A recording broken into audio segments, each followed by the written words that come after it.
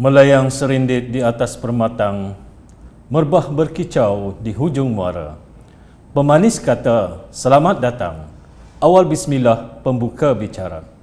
Pertama sekali, marilah kita panjatkan rasa syukur kehadrat ilahi kerana dengan izin dan limpah kurnianya dapat kita bersama-sama hadir pada kolokium amalan terbaik PGB Prime tahun 2021 secara dalam talian. Selamat datang para hadirin sekalian ke kolokium amalan terbaik PGB Prime peringkat kebangsaan bagi tahun 2021 yang dianjurkan oleh Institut Aminuddin Baki, Kementerian Pendidikan Malaysia. Sebelum memulakan acara kita pada hari ini, pihak Urustia ingin menyampaikan sedikit taklimat tentang perjalanan kolokium Prime sepanjang 3 hari ini. Untuk itu, sukacitanya dijemput Yang Berusaha Dr. Wan Muhammad Khairul bin Wan Isa untuk menyampaikan taklimat.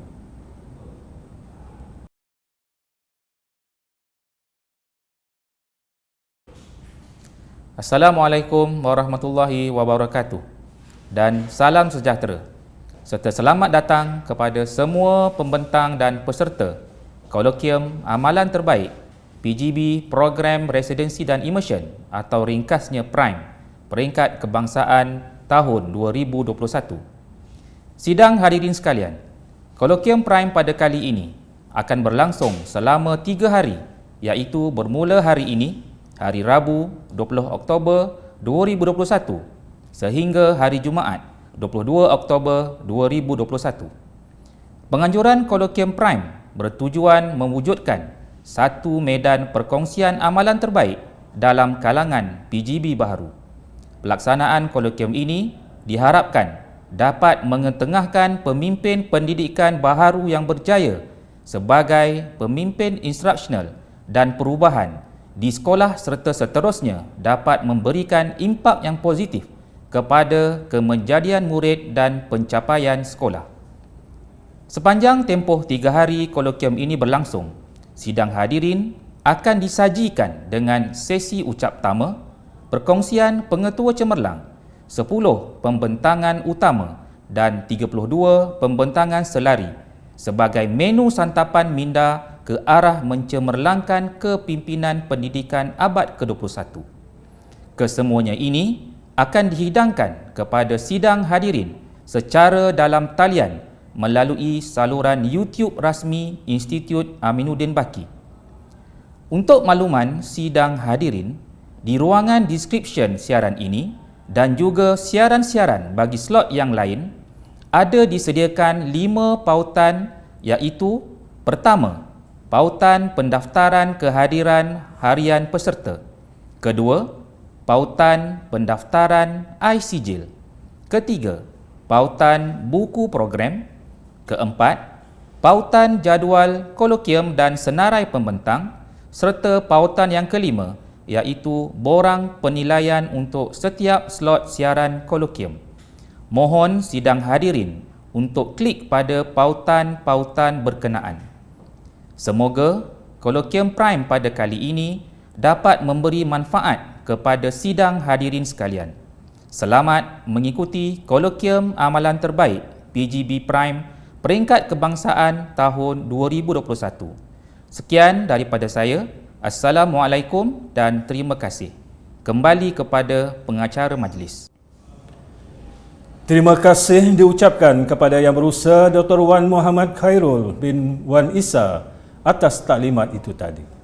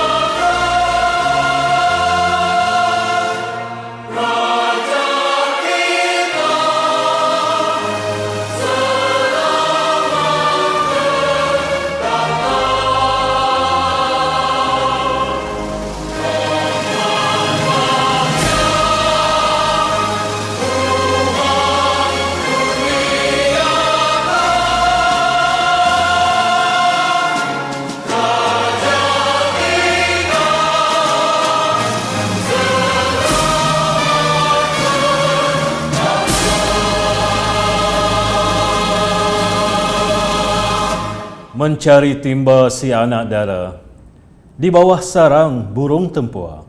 Salam sembah pembuka bicara. Selamat datang untuk semua. Assalamualaikum warahmatullahi taala dan salam sejahtera kepada Yang Berusaha Dr. Ahmad Rafi bin Cik Kasim, Timbalan Ketua Pengarah Pendidikan Malaysia, Sektor Pembangunan Profesionalisme Keguruan. Yang berbahagia Datuk Dr. Haji Tajuddin bin Muhammad Yunus, Pengarah Institut Aminuddin Baki, serta semua penonton, khasnya kepada warga pendidik yang dihormati sekalian.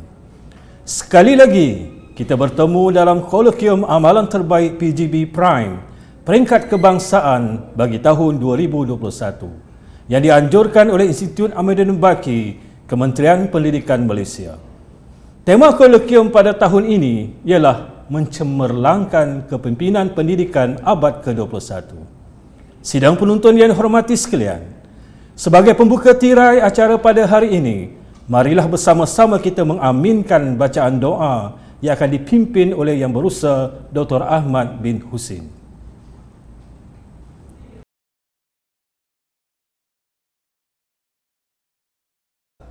أعوذ بالله السميع العليم من الشيطان الرجيم بسم الله الرحمن الرحيم الحمد لله رب العالمين والصلاة والسلام على سيدنا محمد وعلى آله وأصحابه أجمعين. Ya Allah, ya Tuhan kami merafakkan kesyukuran kepadamu kerana telah mengizinkan kami untuk berada dalam majlis kolokium amalan terbaik PGB Prime, anjuran Institut Aminuddin Baki pada kali ini. Sesungguhnya engkau maha mengetahui bahawa kami di sini ingin menimba ilmu-Mu yang sangat luas bagi mengembangkan potensi kami sebagai hamba-Mu yang Engkau redai. Justru itu, berkatilah dan rahmatilah perhimpunan kami ini.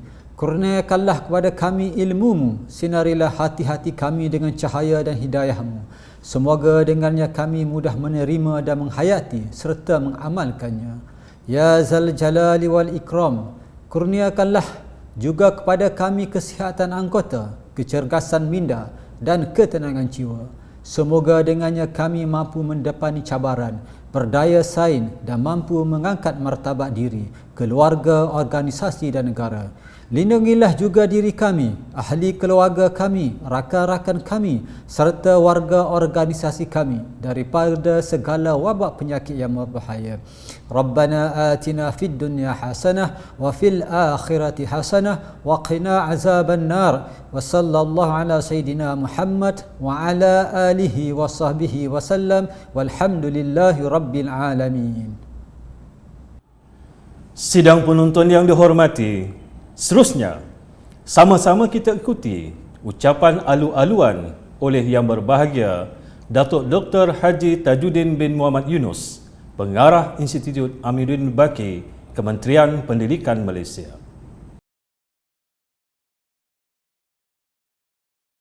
Bismillahirrahmanirrahim. Assalamualaikum warahmatullahi wabarakatuh dan salam sejahtera. Yang Berusaha Dr. Haji Ahmad Rafi bin Cik Kasim, Timbalan Ketua Pengarah Pelajaran Malaysia, Sektor Pembangunan Profesionalisme Keguruan, Kementerian Pendidikan Malaysia. Yang Berusaha Dr. Haji Abdul Razak bin Manaf, Timbalan Pengarah Kanan, Kluster Khidmat Profesional, Institut Aminuddin Baki. Yang Berusaha Tuan Haji Nik Muhammad Fakhruddin bin Nik Abdul Rahman, menjalankan tugas Timbalan Pengarah Kanan, Kluster Khidmat Latihan, Institut Aminuddin Baki. Pendaftar Institut Aminuddin Baki, Ketua-Ketua Pusat dan Pengarah-Pengarah Cawangan, tuan-tuan dan puan-puan pembentang dan peserta kolokium serta semua hadirin yang mengikuti program ini secara dalam talian. Tuan-tuan dan puan-puan yang dihormati, pertama sekali marilah kita bersama-sama memanjatkan kesyukuran kehadrat Allah Subhanahu Wa Taala kerana dengan rahmat dan inayahnya pada hari ini kita dapat bersama-sama melaksanakan program kolokium amalan terbaik PGB Prime peringkat kebangsaan tahun 2021. Terlebih dahulu, saya ingin merakamkan penghargaan dan ucapan terima kasih kepada Yang Berusaha Dr. Ahmad Rafi bin Cik Kasim, Timbalan Ketua Pengarah Pendidikan Malaysia, Sektor Pembangunan Profesionalisme Keguruan, atas kesudian Yang Berusaha Doktor untuk bersama-sama merasmikan majlis ilmu ini pada hari ini. Kehadiran Yang Berusaha Doktor akan menjadi penyuntik semangat kepada kami untuk terus berbakti dan berusaha untuk meningkatkan lagi prestasi kerja Dan saya juga mengucapkan syabas dan tahniah kepada para pembentang yang berjaya dipilih untuk membentangkan amalan terbaik mereka dalam program hari ini. Tuan-tuan dan puan-puan, seperti yang kita sedia maklum, dalam usaha menempatkan pemimpin berprestasi tinggi di setiap sekolah, pelbagai strategi telah dilaksanakan oleh Kementerian Pendidikan Malaysia. Sejajar dengan itu, Institut Amir Baki iaitu IAB sebagai Premier Center sentiasa berusaha memperkasa kepimpinan pendidikan di negara ini supaya sentiasa relevan dan berada di atas landasan yang betul dalam mematuhi dan memenuhi kehendak stakeholder, dan justru IAB sentiasa komited dalam usaha membina sumber tenaga pengurusan dan kepimpinan pendidikan yang terbaik serta akan terus memikirkan serta merancangkan latihan pembangunan profesionalisme pemimpin sekolah. Perkara ini juga akan dapat dicapai melalui pendedahan pemimpin sekolah dengan kepelbagaian bentuk pembelajaran sebenar dalam pekerjaan seharian mereka. Sehubungan dengan itu, program residensi dan immersion PRIME yang dikenali sebagai program immersion 2.0 bertujuan memberi bimbingan kepada pengetua dan guru besar iaitu PGB lantikan baru dalam proses mereka menjawat jawatan sebagai pemimpin sekolah buat pertama kali. PGB yang dilantik memerlukan bimbingan dalam bidang pengurusan dan kepimpinan pendidikan di sekolah secara hands-on dan perlu mempunyai pengetahuan asas berkaitan hal-hal atau al-ehwal dalam sekolah seperti iklim dan budaya dalam menjalankan tugas-tugas mereka. Selepas mengambil alih tugas sebagai pemimpin sekolah, PG tersebut akan mendapat bimbingan profesional dalam program immersion daripada rakan peningkatan sekolah SIP Plus yang merupakan pegawai yang terlatih dalam yang ditempatkan di pejabat pendidikan daerah. SIP Plus dapat membantu PGB lantikan baru dengan berkongsi idea, pengalaman dan kepakaran dalam pengurusan sekolah. Di samping itu, mereka menjadi sumber penandarasan untuk makluman para hadirin. Sejak 2014 hingga bulan Ogos tahun 2021, kita telah melaksanakan program PRIME atau Immersion 2.0 kepada 5,985 pengetua guru besar lantikan baru.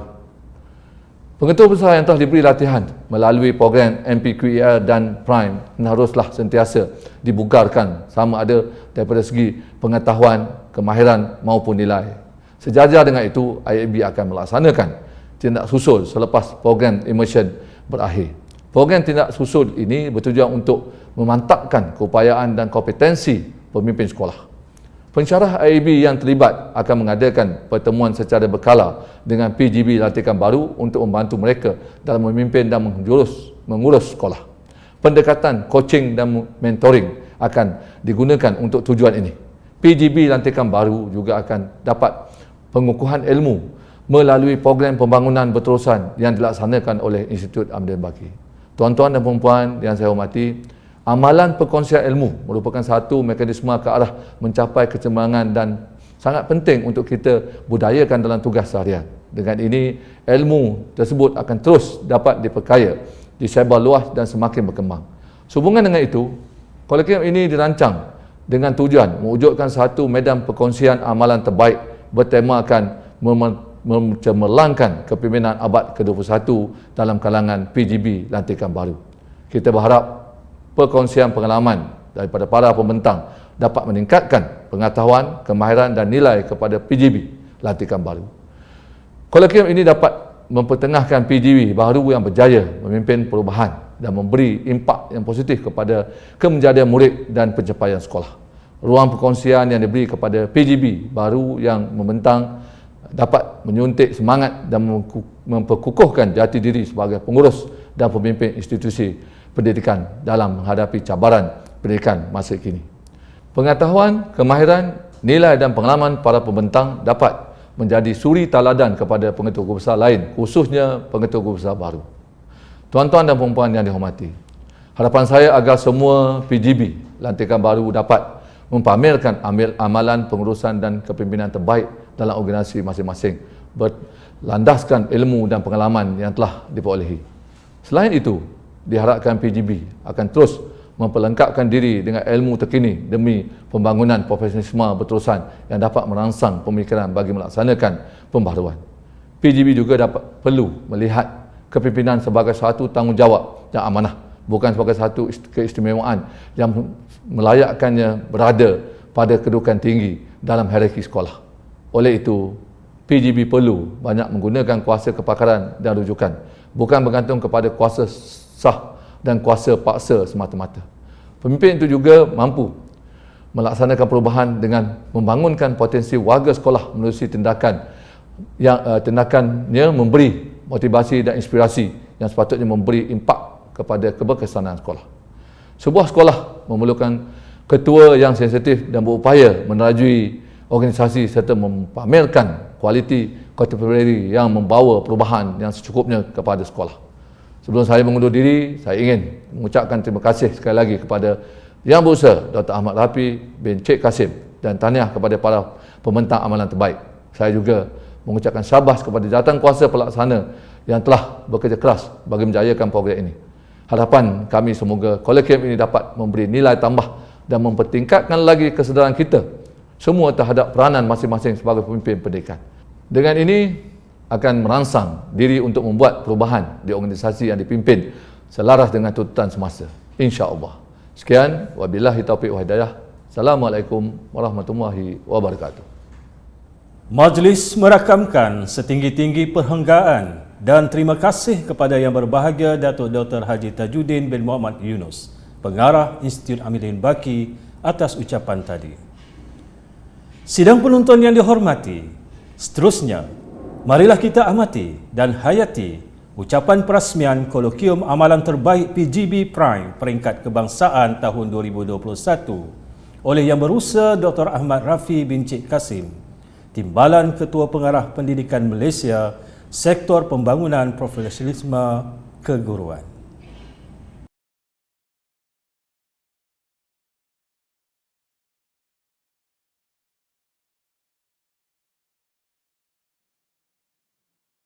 Bismillahirrahmanirrahim.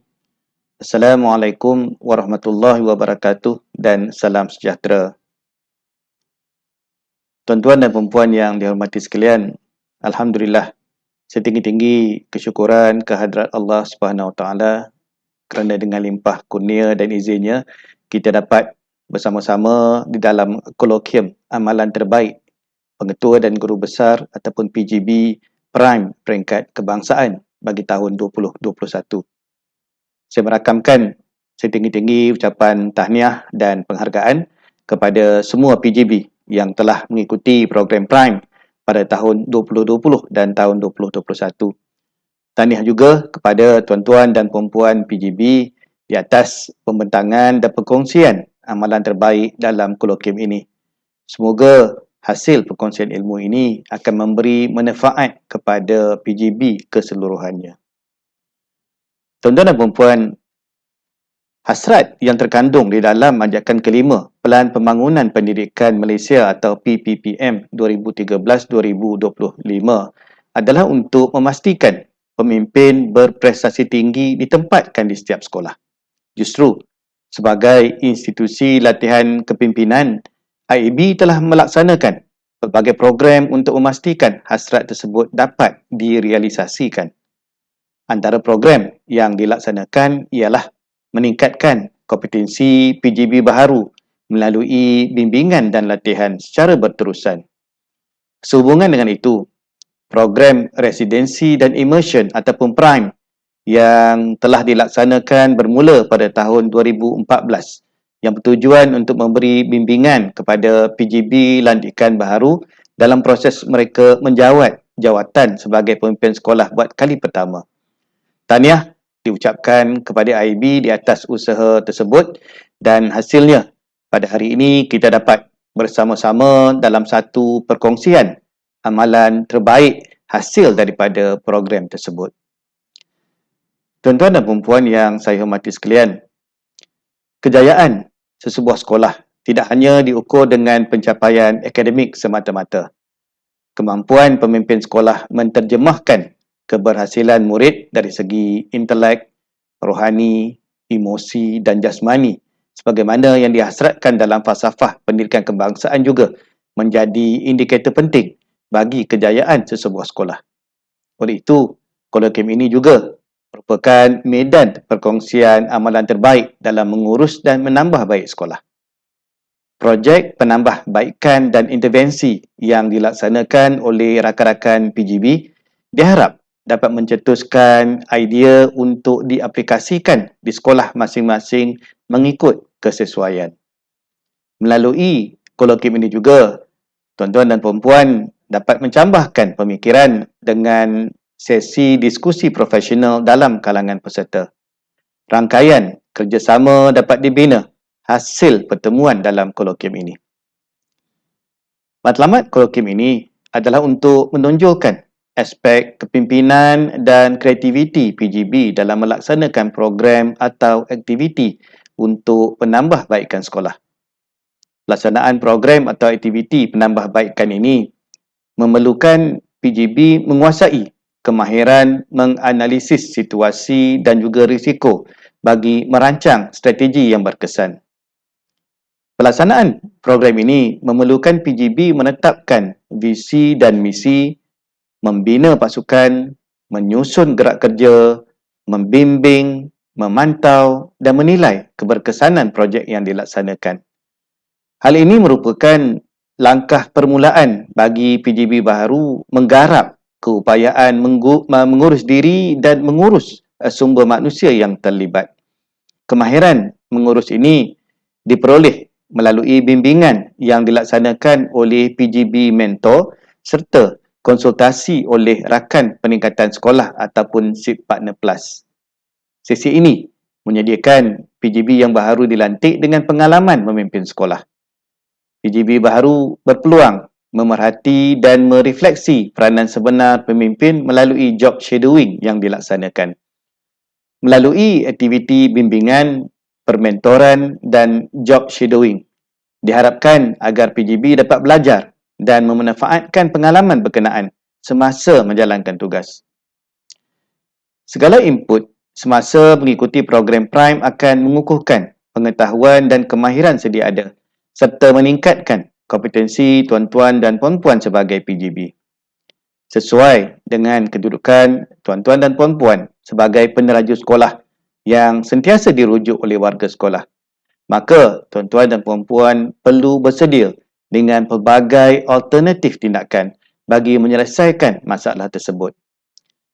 Perkongsian ini membolehkan tuan-tuan dan puan-puan meningkatkan tahap profesionalisme dan kompetensi untuk membolehkan tuan-tuan dan puan-puan melaksanakan tindakan dengan cekap dan mampu membuat keputusan yang tepat dan pantas. Tuan-tuan dan puan-puan yang saya hormati sekalian, pendidikan merupakan satu wadah untuk meningkatkan status sosial ekonomi dalam masyarakat. Sebagai seorang pemimpin pendidikan, tuan-tuan dan puan-puan perlu memastikan setiap murid mendapat pendidikan yang berkualiti sebagaimana yang dirancang dalam Anjakan 1 PPPM 2013-2025, iaitu menyediakan kesamarataan akses kepada pendidikan berkualiti bertaraf antarabangsa. Persekitaran dan pengalaman pembelajaran terbaik perlu disediakan bagi setiap murid. Oleh itu, tuan-tuan dan puan-puan perlu bijak menggembling semua ilmu, pengalaman, kemahiran seiring dengan mengurus sumber secara berkesan bagi mencapai tujuan tersebut. Perkongsian amalan terbaik dalam kolokium ini diharapkan dapat mencetus pemikiran baharu dan pelbagai bagi menangani isu dalam menguruskan sekolah. Tuan-tuan dan puan-puan yang saya hormati sekalian, kecekapan, accountability dan kemahiran tinggi serta pemikiran yang kritis melambangkan kualiti pemimpin berprestasi tinggi. PGB yang berprestasi tinggi berupaya membentuk pasukan berprestasi tinggi dan memimpin mereka bagi mencapai impak maksimum dalam melaksanakan sesuatu perancangan. Pemimpin perlu bijak menentukan individu yang tepat menganggotai pasukan bagi melaksanakan sesuatu tugasan. Pemimpin juga perlu memastikan pasukan tersebut berkongsi wawasan dan pemahaman yang sama. Pasukan tersebut juga perlu dibimbing untuk menjana idea-idea baharu dalam melaksanakan inovasi untuk kecemerlangan sekolah. Bak kata pepatah, Kalau ingin berlari laju, berlarilah seorang diri. Dan kalau ingin berlari jauh, bekerjalah dalam satu pasukan. Bekerja dalam satu pasukan akan mengukuhkan rasa kekitaan dan komitmen untuk mencapai matlamat bersama. Oleh itu, prestasi kerja akan turut sama meningkat ke arah mencapai kecemerlangan sekolah. Tuan-tuan dan puan-puan adalah arkitek yang mereka bentuk lanskap pendidikan masa kini dan masa depan. Kita memerlukan barisan pemimpin yang berupaya menerajui perubahan, fleksibel, realistik dan futuristik. Tuan-tuan dan puan-puan bukan sahaja mampu mengurus perubahan, menentukan hala tuju yang positif dan berkekalan, bahkan mampu mengupayakan warga sekolah untuk berubah sesuai dengan keperluan semasa. Bagi memenuhi agenda pembangunan negara, tuan-tuan dan puan-puan sebagai pemimpin sekolah perlu berpandangan futuristik dan berfikir di luar kebiasaan. Sehubungan dengan itu, tuan-tuan dan puan-puan perlu sentiasa bersikap proaktif terhadap perubahan dan menjana transformasi pemikiran agar selaras dengan tuntutan semasa. Zig Ziglar mengatakan bahawa it is your attitude, not your aptitude, that will determine your altitude. Sikap merupakan faktor penting yang menentukan tahap kejayaan seseorang. Sikap dibentuk oleh mindset. Mindset yang positif akan menghasilkan sikap yang positif. Mindset inilah yang membezakan antara individu yang cemerlang dengan individu yang biasa. Bagi mengukuhkan mindset positif, pemimpin perlu sentiasa berusaha meningkatkan pengetahuan dan kemahiran secara berterusan. Pendekatan paling ampuh untuk mengukuhkan dan memantapkan pengetahuan dan kemahiran adalah melalui kolaboratif bersama rakan sejawat, rakan strategik seperti si partner plus dan juga guru-guru di sekolah. Oleh itu, pupuklah mindset yang positif agar menjadi pembangkit kepada tindakan yang berkesan. Tuan-tuan dan puan-puan yang saya muliakan, dengan situasi dunia yang sentiasa berubah, pemimpin sekolah juga perlu lebih berani mendepani cabaran dalam memastikan guru mencapai kualiti yang sepatutnya.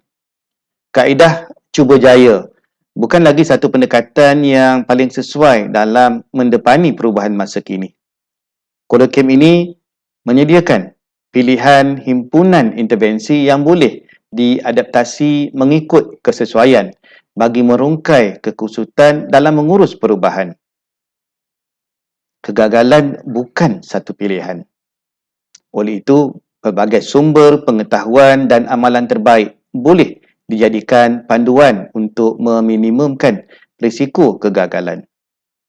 Semoga amalan-amalan terbaik yang dikongsikan dalam kolokium ini dapat mencetuskan idea-idea bernas yang dapat diaplikasikan di sekolah masing-masing. Saya suka memetik kata-kata Dr. Naila Connors, pengasas dan Presiden Network of Clients ataupun NEC.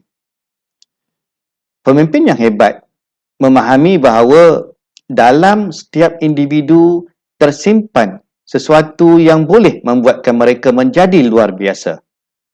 Manusia yang luar biasa sentiasa mencari peluang dan ruang menyahut cabaran kerana mereka percaya bahawa cabaran dapat membantu mereka mencetus fikiran dan idea baru dalam menyelesaikan tugas seharian.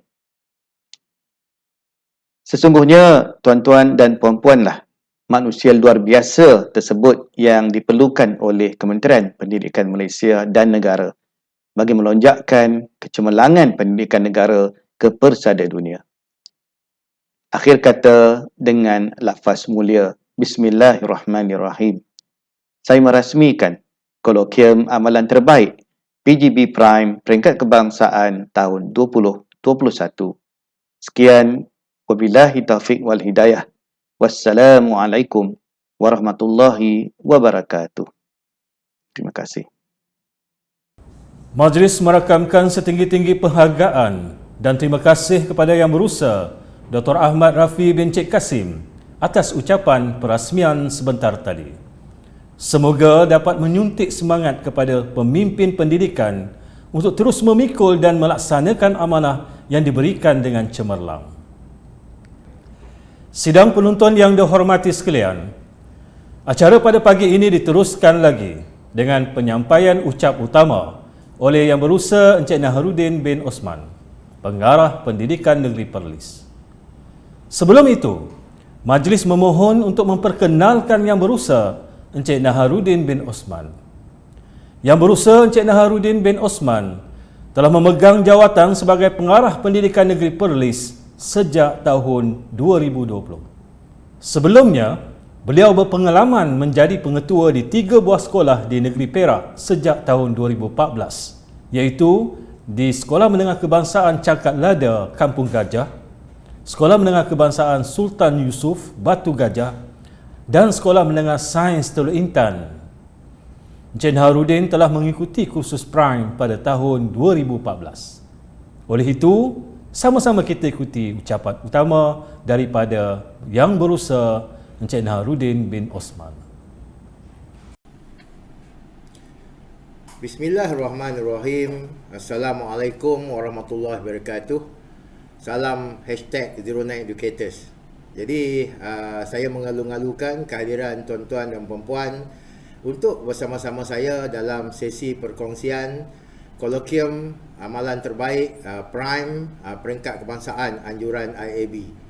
Terlebih dahulu, saya ingin mengucapkan terima kasih kepada pihak IAB kerana memberi peluang untuk saya berkongsi satu amalan terbaik yang telah kami di GPN Perlis ini sedang laksanakan bersama-sama dengan pegawai dan juga sekolah-sekolah di negeri Perlis, khususnya untuk kita bertransformasi dalam suasana yang kita katakan memerlukan perubahan yang agak radikal dalam sistem pendidikan kita ini. Jadi untuk tujuan itu, terlebih dahulu saya ingin memperkenalkan diri saya. Saya adalah Cikgu Naharuddin bin Osman ataupun lebih dikenali sebagai Cikgu Naha, dan saya juga adalah merupakan apa yang kita katakan graduan batch pertama MPQEL, dan saya telah diberikan peluang untuk berkhidmat sebagai pengetua di 3 buah sekolah di negeri Perak.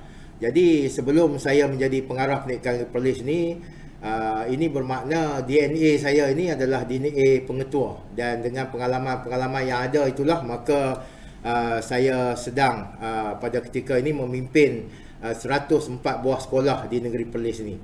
Jadi tajuk pembentangan amalan terbaik yang saya akan berkongsi dengan tuan-tuan adalah bertajuk 5 Tools to Reform, iaitu 5 alat yang kami gunakan di JPM Perlis ni untuk melaksanakan reformasi ataupun transformasi kepada pegawai-pegawai dan juga kepada sekolah-sekolah di negeri Perlis. Jadi kalau tuan-tuan lihat gambar saya di sebelah kanan saya itu, saya ada menulis, if a child can't learn the way we teach, we should teach the way they learn. Jadi ini sebenarnya adalah nukleus kepada transformasi yang perlu kita laksanakan, kerana generasi pelajar yang sedang kita berhadapan ini adalah generasi yang cukup berbeza. Generasi yang begitu terdedah dengan perkara-perkara yang melibatkan ICT dan IoT, serta juga generasi yang mereka ini melihat perubahan berlaku itu dengan sangat cepat. Jadi maka dengan itu sistem pendidikan kita ini perlulah mengikut arus yang harus kita berikan kepada anak-anak kita ini. Okey, jadi untuk tujuan itu saya ingin membawa kepada pengalaman saya, iaitu saya banyak membaca hasil karya seorang reformis pendidikan iaitu Ken Robinson ini.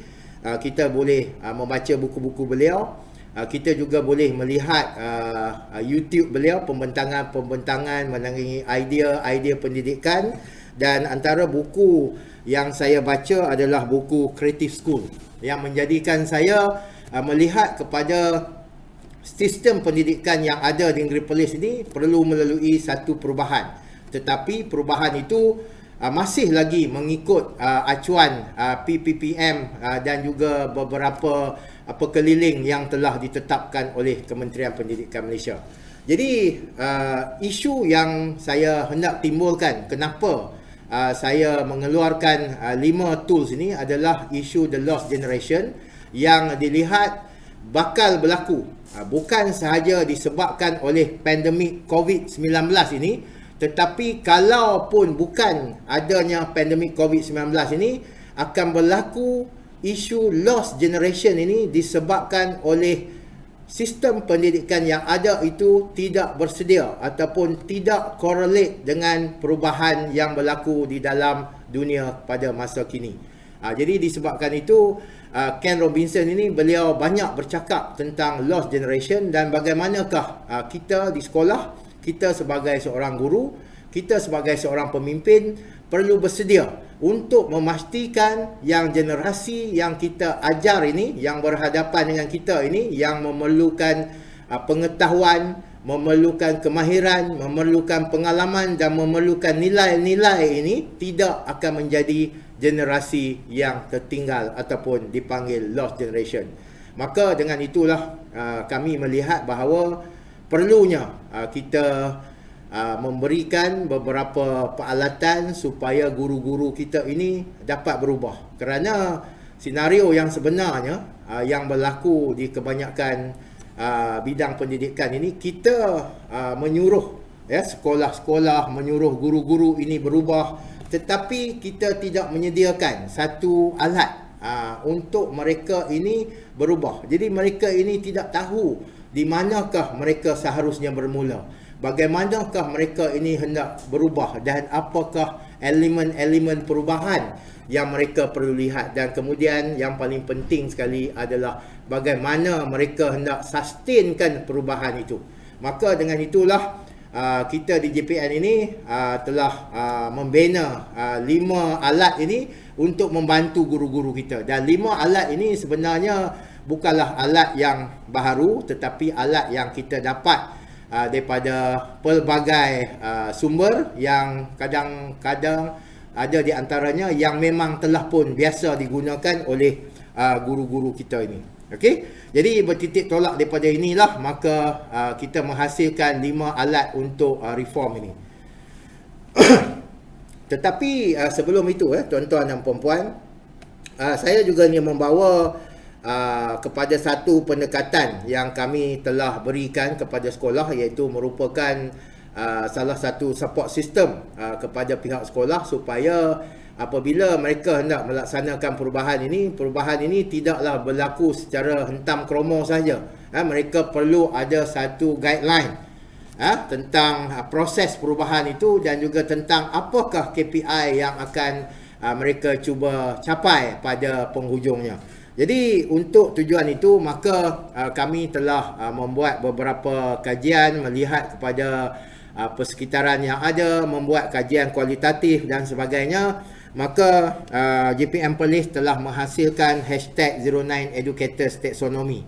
Jadi #09educators ni sebenarnya adalah apa yang kita katakan sebagai corporate identity yang baru kepada JPM Perlis.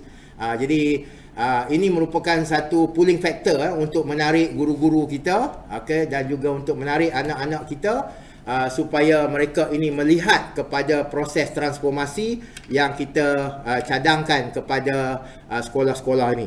Jadi untuk itu maka kita seharusnya melihat dahulu apa yang ada di dalam #09 taxonomy ini, iaitu yang pertamanya kita melihat kepada sekolah perlu mempunyai daya tarikan, iaitu pulling factor, dan seterusnya sekolah perlu melaksanakan perkara perubahan ini mengikut simplicity of process. Jadi kita hendak mempermudahkan proses reformasi ini.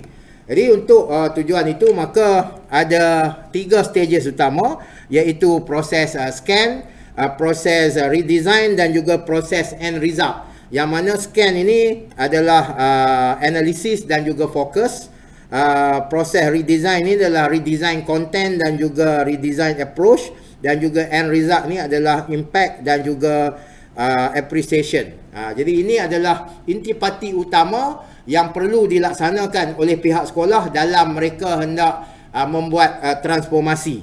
Dan kemudian kita juga meletakkan 4 elemen utama apabila nak membuat transformasi ini, iaitu elemen creativity, elemen courage. Kalau tak ada keberanian, agak sukar seseorang guru ataupun sesebuah sekolah itu untuk menjadi kreatif. Dan juga kita juga meletakkan mass participation dan juga niche area kepada setiap sekolah untuk mereka hasilkan redesign ini. Dan akhirnya untuk end result, kita telah meletakkan 6 kemahiran kalis masa hadapan untuk sekolah-sekolah menghayatinya. Iaitu yang pertama sekali adalah ICT, IoT, kemahiran pertanian, kemahiran entrepreneurship, dan juga dua yang terakhir iaitu berkaitan dengan komunikasi dan juga event management. Jadi kita berharap dengan mempunyai 6 kemahiran ini, maka anak-anak murid kita akan mempunyai kemahiran kalis masa hadapan.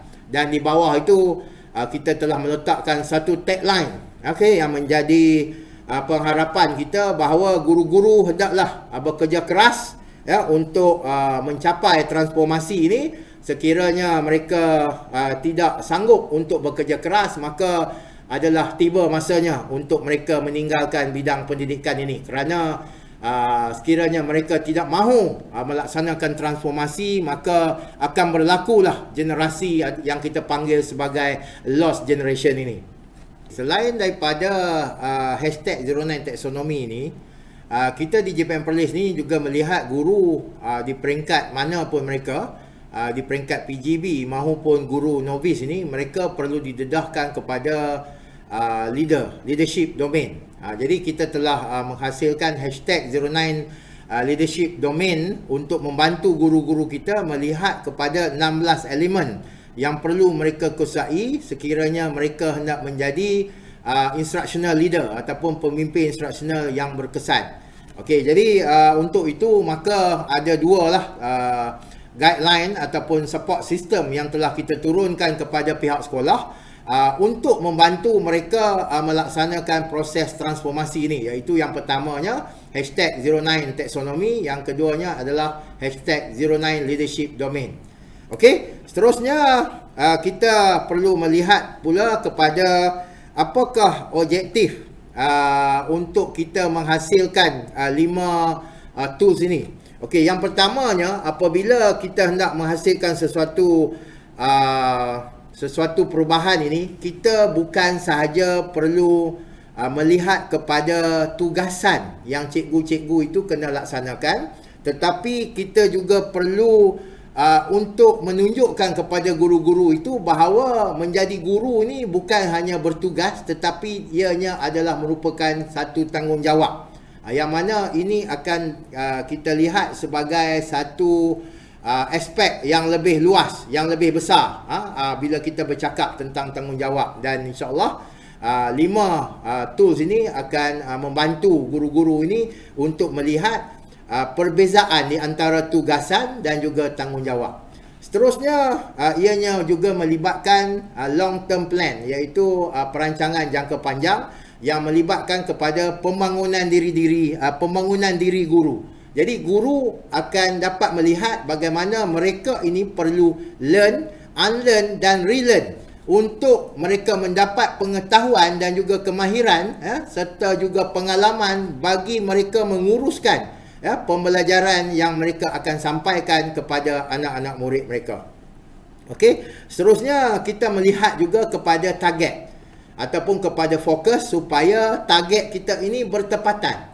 Bermaksudnya kita menyelesaikan isu yang besar, iaitu sekiranya isu ini diselesaikan, maka isu-isu kecil ini akan dapat juga diselesaikan bersama-sama dengan selesainya isu besar ni. Kerana kita melihat bahawa banyak yang berlaku di dalam sistem pendidikan kita ini, kita cuba menyelesaikan isu-isu yang kecil dan kita tidak berusaha untuk menyelesaikan isu yang besar. Jadi isu ini akan terus berlarutan kerana target ataupun fokus penyelesaian kita itu tidak kepada the nucleus of the problem. Dan akhirnya kita juga melihat bahawa hashtag #09educators ini perlu bekerja secara kolaborasi, bukan sahaja membentuk pasukan di dalam sekolah mereka, tetapi juga perlu membentuk pasukan di dalam negeri, khususnya panitia negeri perlu berfungsi dengan sebaik yang mungkin untuk memastikan semua panitia-panitia di sekolah dapat melaksanakan segala program yang dilaksanakan dengan berkesan. Jadi itulah yang kita katakan sebagai objektif kenapa 5 tools ini kita wujudkan untuk kita membantu pihak sekolah dalam mereka melaksanakan transformasi. Okey, seterusnya saya ingin menerangkan kepada tuan-tuan dan puan-puan iaitu tentang 5 tools yang telah saya nyatakan tadi. Dia sebenarnya tools ini bukanlah sesuatu yang baharu, tetapi telah biasa digunakan, cuma kita kombinasikan tools ini supaya ianya dapat bergerak sebagai satu alat yang cukup padu untuk kita membantu sekolah-sekolah membuat transformasi. Jadi yang pertamanya adalah hashtag #09WH, yang keduanya adalah SWOT analysis, iaitu perkara biasa yang dilaksanakan, dan kita juga ingin dalam mereka menggunakan tools ini untuk melihat kepada SWOT analysis yang ada di sekolah mereka itu. Seterusnya kepada hashtag #09spiderweb, dan juga yang keempat hashtag #09quadrant ataupun kita ringkaskan sebagai Quadra, dan akhirnya sekolah-sekolah dan juga guru-guru ini perlu memahami tentang design thinking.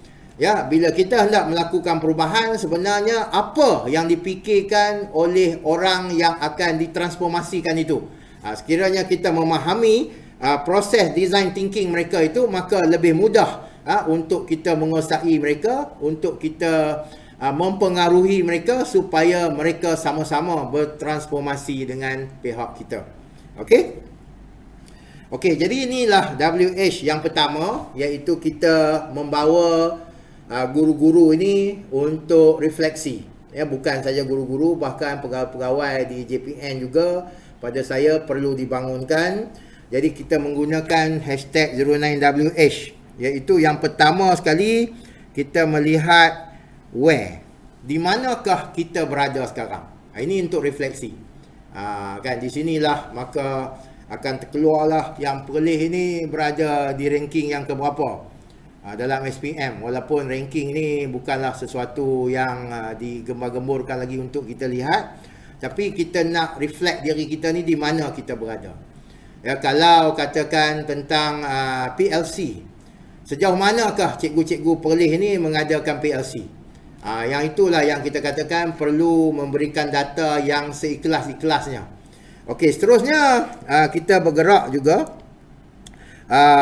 kepada where to go. Jadi sebelum kita bergerak itu, pertanyaannya adalah tentang kompetensi guru, ya, tentang kefahaman KSSM, okey, dan juga tentang program kan untuk kumpulan emas, ya, untuk kumpulan silver, dan juga untuk kumpulan yang kita katakan naif ni lah, kumpulan yang memerlukan bimbingan kita. Berapa ramai budak-budak kita ni yang dikategorikan dalam kumpulan-kumpulan ini. Dan inilah memerlukan data, SWOT analisis dan sebagainya. Seterusnya kita akan pergi kepada proses yang kedua. Pertanyaan yang kedua adalah ke manakah kita nak pergi? Okey, daripada kedudukan kita sekarang ni, kita nak pergi ke mana? Jadi itu juga satu pertanyaan yang akan meletakkan satu rasa tanggungjawab kepada cikgu-cikgu kita ini untuk membawa negeri kita ni ke satu tahap yang lebih baik. Okey, dan untuk itu kita menggunakan kaedah SMART. Jadi ini semua benda-benda yang diajar oleh IAB. Jadi kita guna pakai balik dengan menggunakan konten untuk 5 tools ini, iaitu SMART itu specific, measurable, attainable, relevant dan juga time lah. Okey, dan seterusnya kita akan pergi juga kepada persoalan how we want to be there. Bagaimanakah kita nak sampai ke situ?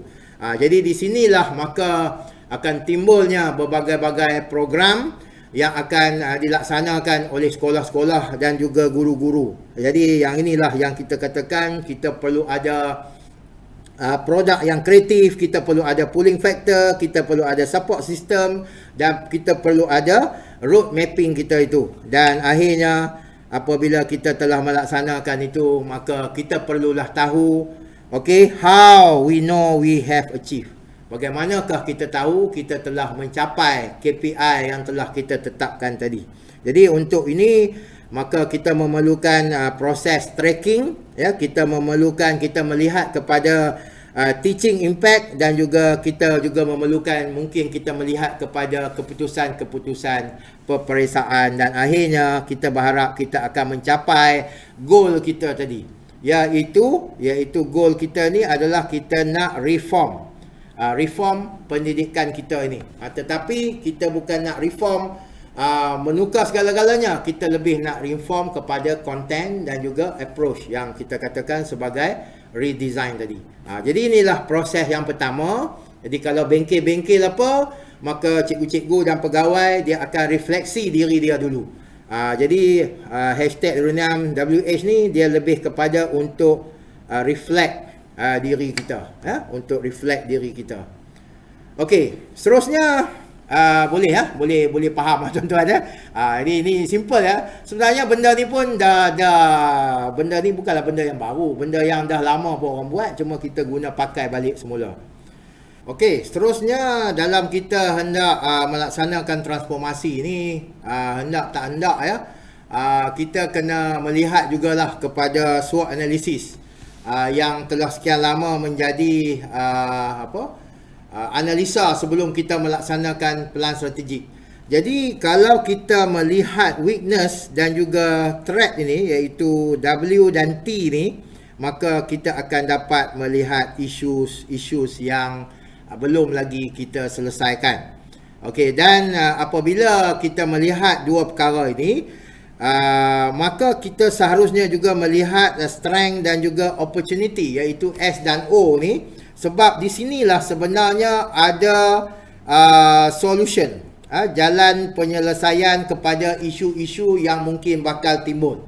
Jadi seharusnya kita menganalisa dahulu SWOT analysis ni untuk mendapatkan isu dan juga jalan penyelesaian.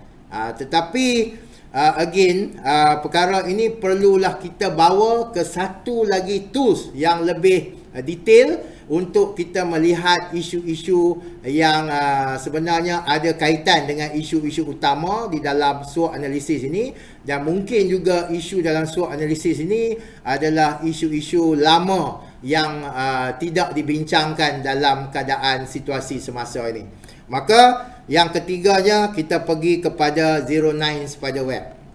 Jadi di sinilah maka isu-isu secara terperinci ini akan dapat diperbincangkan dan dapat di-brainstormkan.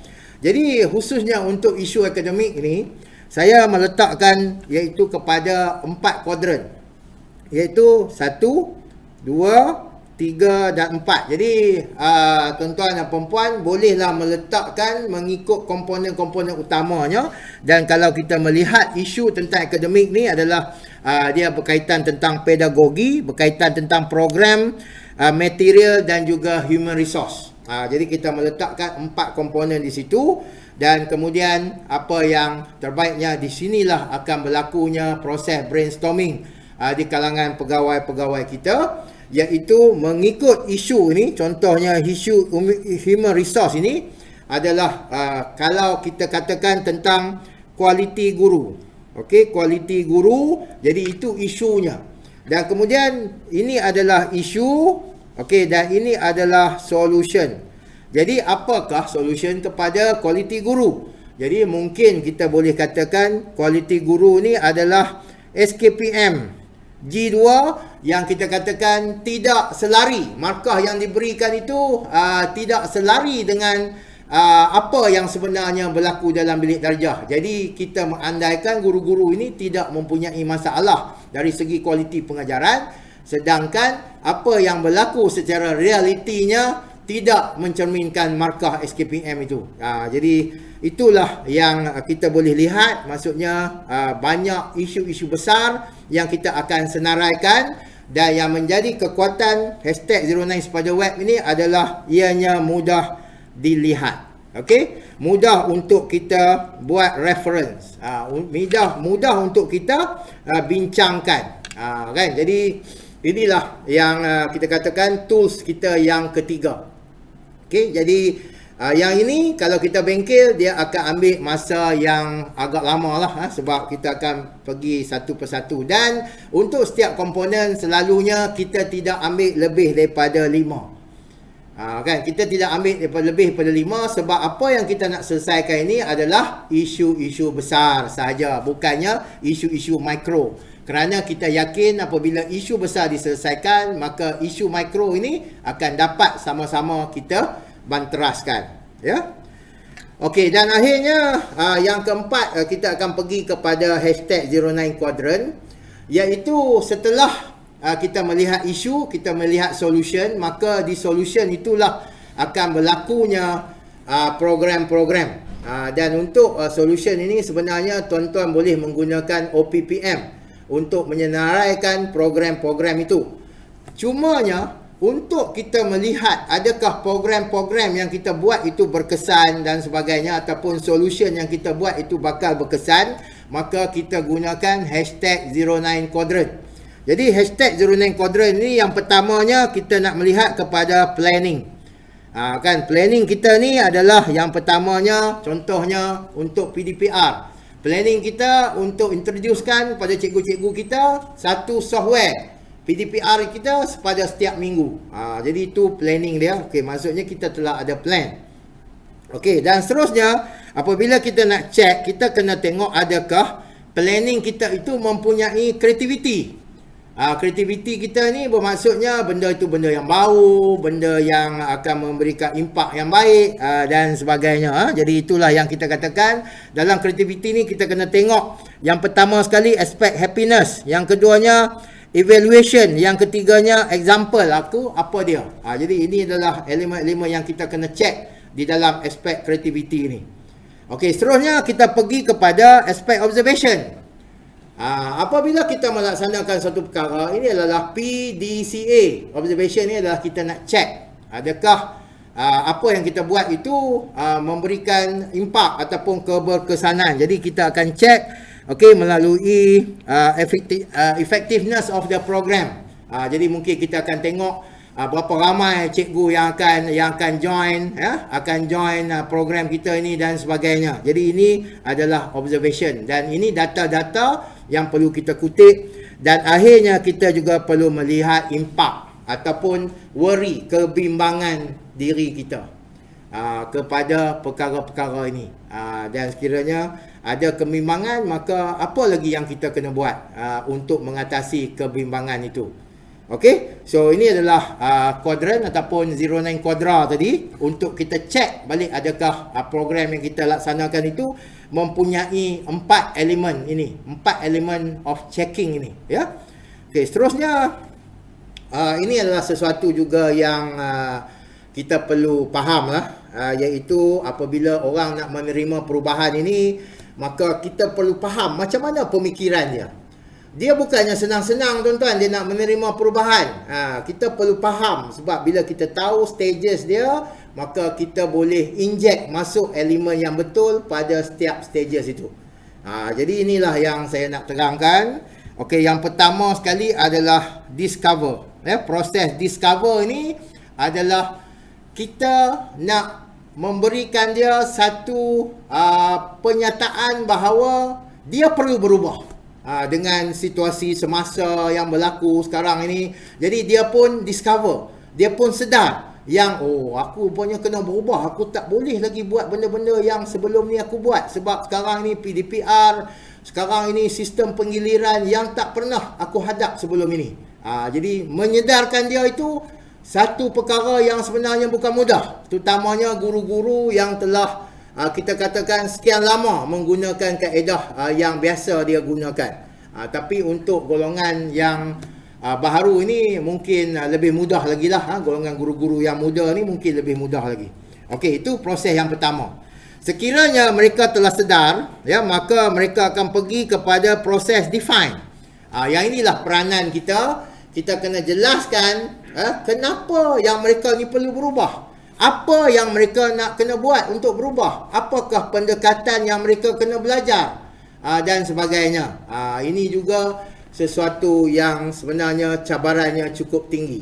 Kalau kita tidak ada kekuatan untuk mempengaruhi mereka, mereka ini mungkin akan berpatah balik kepada peringkat yang pertama tadi. Mereka susah nak faham. Dan kenapa di sini kalau kita lihat ada berlakunya penguncupan itu, bermaknanya selepas define ini akan ada di kalangan guru-guru ini yang akan tidak masuk ke dalam proses stages yang seterusnya. Ini kerana mereka merasakan sangat sukar, mereka tak bersedia, ya, mereka tak mampu, dan mungkin juga apabila kita memberikan penerangan di stage ini ada yang akan minta pencen. Ya, akan ada minta pencen. Di Perlis ni tuan-tuan, bila kita memperkenalkan perkara ini, permohonan pencen adalah sangat tinggi. Jadi kita tak heran kerana apabila dia masuk ke stage ni, dia mungkin merasakan dia tidak mampu. Jadi sesuailah dengan tagline saya tadi, iaitu go hard or go home tadi. Okey, dan sekiranya mereka telah masuk ke dalam stage yang ketiga, iaitu develop, di sinilah memerlukan support system daripada kita. Kita perlu buat kursus, kita perlu bimbing mereka, sekolah-sekolah perlu buat lawatan penanda aras dan sebagainya untuk kita developkan diri cikgu-cikgu ini, dan apabila mereka melepasi peringkat develop ini, mereka akan masuk ke peringkat deliver. Deliver inilah mereka akan mula memberikan apa yang kita katakan sebagai hasil daripada perubahan yang kita berikan tadi, iaitu proses reform tadi. Ya, jadi ini perlu tuan-tuan untuk kita reform, untuk kita membaca pemikiran orang yang kita akan nak ubah itu. Okey, so seterusnya design thinking, dan seterusnya saya nak relatekan 4 stages design thinking tadi dengan the comfort zone proses. Bermaksudnya tuan-tuan, dalam proses discover tadi, ya, sebenarnya guru-guru ini berada dalam proses comfort zone. Mereka ni sangat selesa dengan apa yang mereka buat sekian lama. Jadi di sinilah terletaknya proses discover tadi. Okey, dan sekiranya mereka berjaya bergerak kepada proses define, maka mereka ini akan berada di fear zone. Di sini adalah zone yang sangat tinggi cabarannya. Jadi kita mesti menggunakan segala kemahiran, segala kekuatan kita, menggunakan tools-tools tadi untuk menunjukkan kepada mereka inilah perubahan-perubahan yang mereka perlu laksanakan. Okey, dan sekiranya melepasi fear zone tadi, maka mereka akan masuk ke dalam learning zone, iaitu fasa ini adalah fasa develop. Fasa kita membangunkan mereka dengan support system. Okey, dan akhirnya mereka akan masuk ke dalam growth zone, iaitu fasa mereka akan deliver.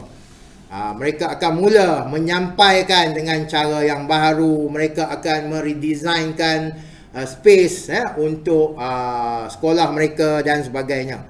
Jadi proses design thinking tadi sebenarnya dia sangat relate dengan the comfort zone punya stages ini, dan sekiranya kita menggunakan the 5 tools ini, maka kita akan ada sesuatu guideline ataupun sesuatu alat untuk kita bantu guru-guru ini dalam proses mereka untuk membuat transformasi. Di Perlis ni, cikgu ataupun penonton-penonton yang bersama dengan saya, berbagai-bagai stages yang masih kita ada. Ada yang masih di peringkat discover, ada yang masih di dalam peringkat define, tetapi kebanyakannya telah pun berada di peringkat develop ataupun dalam proses comfort zone ni, berada dalam learning zone. Dan kita berharap dalam sedikit masa lagi apabila pelajar kembali ke sekolah, mereka ini akan dapat deliver proses transformasi itu, dan juga akan dapat berada di dalam growth zone ini. Dan sekiranya ini berlaku, maka kita akan melihat the redesign process itu berlaku, the transformation process itu berlaku, and the reform of the school itu akan berlaku di sekolah-sekolah di negeri Perlis. Okey, dan akhir sekali pada saya ya, apa yang saya lihat ya, ini mungkin agak sikit sensitif lah. Apa yang saya lihat yang berlaku di sekolah-sekolah di negeri Perlis ni adalah kita cuba menzahirkan sesuatu yang sebenarnya tidak berlaku secara realitinya di sekolah.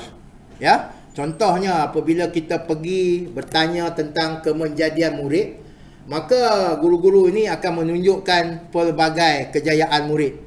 Johan itu di peringkat negeri, Johan ini di peringkat kebangsaan.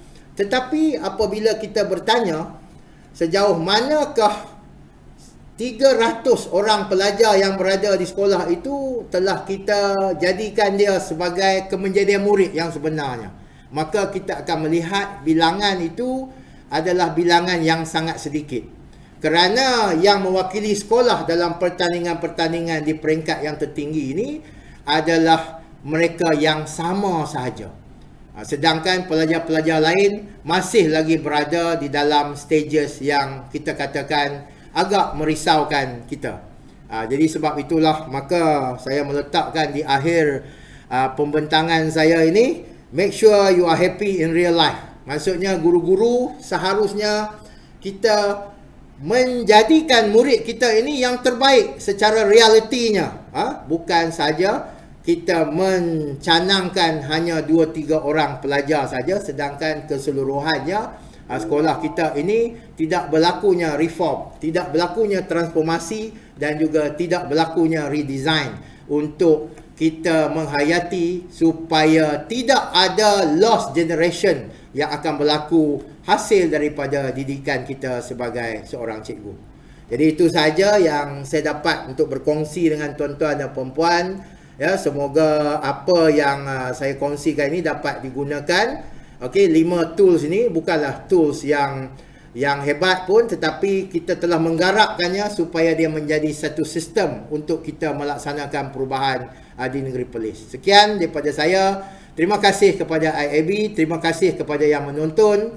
Kita jumpa lagi mungkin di kolokium-kolokium IAB yang akan datang.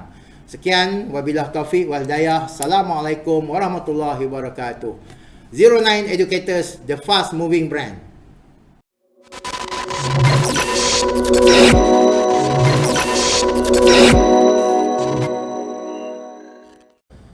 Demikian tadi ucap utama yang disampaikan oleh Yang Berusaha Encik Naharuddin bin Osman, Pengarah Pendidikan Negeri Perlis. Syarat dengan titipan ilmu dan pesanan, semoga dapat dimanfaatkan untuk kecemerlangan bersama. Sekalung penghargaan dan ucap terima kasih kepada Yang Berusaha Encik Naharuddin bin Osman. Sidang penonton yang dihormati, seterusnya, marilah sama-sama kita ikuti perkongsian cemerlang daripada Yang Berusaha Puan Ande Nur Munawarah binti Bacok, Pengetua Cemerlang Sekolah Menengah Kebangsaan Infant Jesus Convent, Johor Bahru. Sebelum itu, majlis mohon untuk memperkenalkan Yang Berusaha Puan Ande Nur Munawarah binti Bacok. Yang Berusaha Puan Ande Nur Munawarah merupakan Pengetua Cemerlang di SMK Infant Jesus Convent, Johor Bahru sejak tahun 2019. Beliau berpengalaman sebagai seorang pengetua sejak tahun 2014 dan telah mengikuti kursus Prime pada tahun 2015.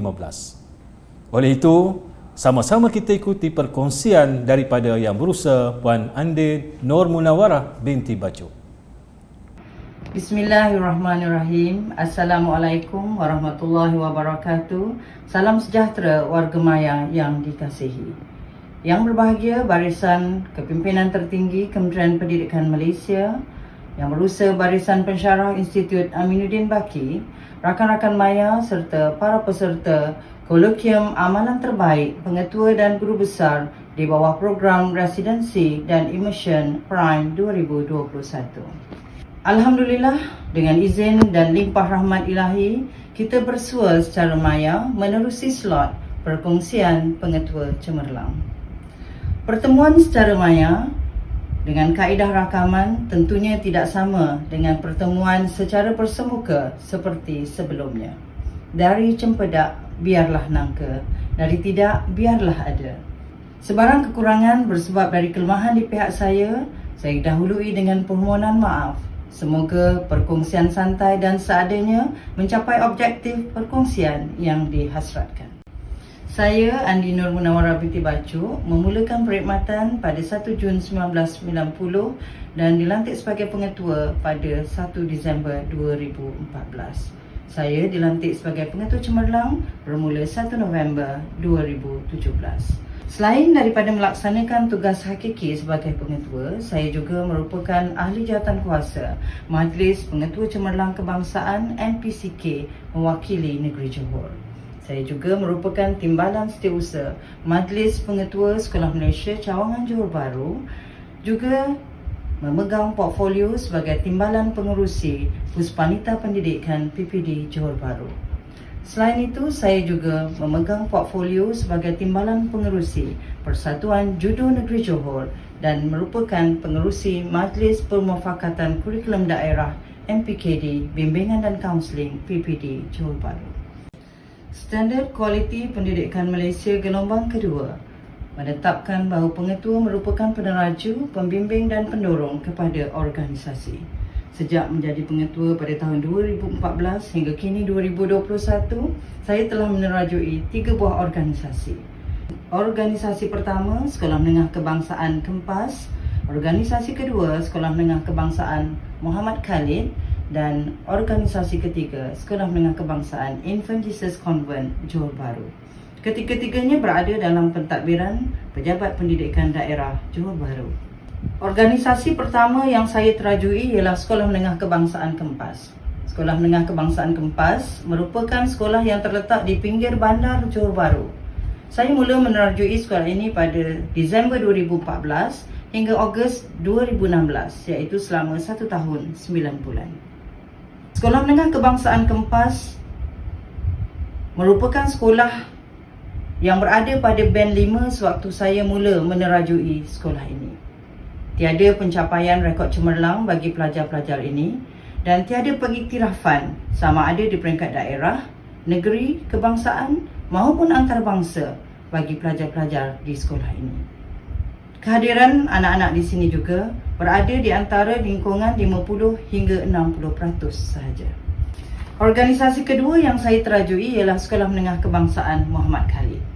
Saya menerajui sekolah ini dari September 2016 hingga Disember 2019, iaitu selama 3 tahun 4 bulan. Sekolah Menengah Kebangsaan Muhammad Khalid merupakan sekolah yang menerima pengiktirafan sebagai sekolah kluster kecemerlangan pada tahun 2011. Walau bagaimanapun, sejak tahun 2012, sekolah ini tidak langsung menampakkan kemenjadian murid kecuali dalam kebitaraan judo dan matematik. Uniknya sekolah ini merupakan Maktab Perguruan Temenggung Ibrahim yang ditutup pengoperasiannya dan dibuka semula pada tahun 2006 sebagai Sekolah Menengah Kebangsaan Muhammad Khalid. PIBG di sekolah ini tidak proaktif dan terdapat juga bangunan lama tinggalan Sekolah Seni Johor yang tidak diuruskan sebaiknya. Organisasi ketiga yang saya terajui ialah Sekolah Menengah Kebangsaan Infant Jesus Convent Johor Bahru. Sekolah ini terletak di tengah-tengah bandaraya Johor Bahru, di tengah kesibukan sebuah bandaraya, di laluan keluar masuk dan laluan utama pergerakan ke bandaraya. Saya mula menerajui sekolah ini bermula Januari 2020 hingga kini telah 1 tahun 9 bulan saya berada di sini. Sekolah Menengah Kebangsaan Infant Jesus Convent merupakan sebuah sekolah mubalik yang diurus tadbir melibatkan lembaga pengelola sekolah. PIBG sekolah ini kurang proaktif membantu dan menyokong aktiviti terutama bagi perkara-perkara yang melibatkan keuangan. Sekolah ini telah menerima 3 pengiktirafan daripada Kementerian Pendidikan Malaysia, iaitu Sekolah Kluster Kecemerlangan pada tahun 2009, Sekolah Berprestasi Tinggi pada tahun 2012 dan Sekolah Cemerlang Kemahiran Berfikir Aras Tinggi pada tahun 2018. Prestasi pelajar-pelajar di sini berada pada tahap cemerlang Dan kehadiran pelajar juga berada pada tahap yang sangat membanggakan, iaitu antara 95 hingga 98%. Sekolah ini telah berusia hampir 100 tahun, di mana pada tahun ini usia sekolah ini ialah 96 tahun. Dan bangunan sekolah ini merupakan premis yang menerima pengiktirafan bangunan warisan kebangsaan 2020. Berdasarkan analisis SWOT dan analisis persekitaran yang dilaksanakan, saya mendapati terdapat keterbatasan dalam pengurusan organisasi. Justru saya menyimpulkan bahawa dasar yang dilaksanakan sebelum ini merupakan dasar tutup pintu, di mana mereka tidak menggalakkan penyertaan pihak luar ataupun pihak-pihak berkepentingan dalam pengurusan organisasi. Berpegang kepada prinsip Anjakan ke-9 Pelan Pembangunan Pendidikan Malaysia 2013-2025, saya mula menggerakkan prinsip kerja Dasar Buka Pintu atau DBP. Menerusi prinsip Dasar Buka Pintu atau DBP, saya mengamalkan prinsip kasih sayang, menerapkan nilai kemesraan, mengamalkan dasar keterbukaan dan kebersamaan, serta komunikasi berkesan dalam organisasi. Bezanya dengan dasar tutup pintu yang diamalkan sebelum ini, saya mendapati terdapat keterbatasan dan halangan dalam menguruskan sesuatu perkara. Dan ini memberi impak kepada kemenjadian murid, kepada kehadiran dan juga prestasi pelajar, juga kepada penglibatan PIBG dan komuniti. Dasar buka pintu yang saya terapkan di sekolah-sekolah yang saya terajui adalah melalui strategi pelaksanaan penglibatan aktif PIBG, mewujudkan alumni, melibatkan komitmen total kumpulan sokongan ibu bapa dan juga mewujudkan brigade community yang dianggotai oleh agensi-agensi yang terdapat di persekitaran sekolah. Logiknya, ibu bapa dan komuniti ingin membantu sekolah, tetapi mereka tidak mengetahui dari mana atau bagaimana untuk memulakan jalinan kerjasama tersebut. Ayo warga maya, kita lihat apakah aktiviti Dasar Buka Pintu di Sekolah Menengah Kebangsaan Kempas. Dasar Buka Pintu di Sekolah Menengah Kebangsaan Kempas memberi ruang dan peluang pada kami melaksanakan program pengantarbangsaan Singapura, India dan Lebanon. Tidak ketinggalan, kami juga berjaya melaksanakan program pengantarbangsaan Jepun. Selain itu, pihak TV3 dan TV9 juga berminat mengadakan sesi penggambaran bersama warga Sekolah Menengah Kebangsaan Kempas. Antara program yang sempat dirakam bersama TV9 ialah sambutan Maulidi Rasul bersama komuniti yang mendapat liputan TV9 dalam slot nasi lemak kopi O. Impak daripada program yang dilaksanakan, kami mendapati kemenjadian murid di Sekolah Menengah Kebangsaan Kempas berada pada tahap yang lebih membanggakan. Kehadiran pelajar melonjak dari 50 hingga 65% kepada 85% dan pernah mencapai paras 90%. Anak-anak juga mula menunjukkan keyakinan untuk tampil dalam program International Student Assessment PISA 2015. Bertitik tolak daripada penglibatan dalam PISA 2015, anak-anak sudah mula mempunyai keyakinan diri yang tinggi dan mula mewakili sekolah dan daerah dalam pelbagai aktiviti dan merangkul pelbagai kejayaan. Bukan anak-anak saja yang mendapat tuahnya, guru-guru juga berpeluang mengetengahkan bakat dan kebolehan masing-masing. Saya sendiri sebagai pengetua berpeluang menghadiri BED Asia Leadership Summit Singapore 2015 dan pada tahun 2016 berpeluang menjadi presenter for Malaysia Microsoft Showcase School di Singapura.